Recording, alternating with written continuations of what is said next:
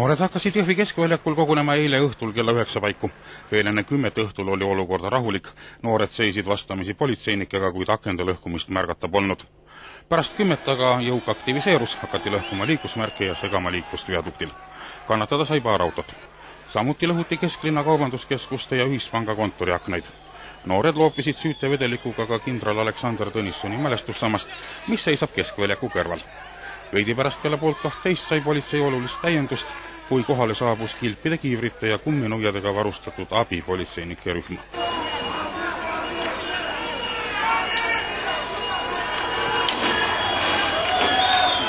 Lisajõudude toel aeti keskväljakule kogunenud noortejõuk kiiresti laiali. Meelest nad nabisid siin öösel neid maratööre kinni circa 40, et kartsad on täis ja politseile tuli hiljem appi ka kaitseliitlastest abipolitseinikud ja ühiste jõududega võis öelda, et see olukord siis või see kaos nagu likvideeriti seal suht kiiresti.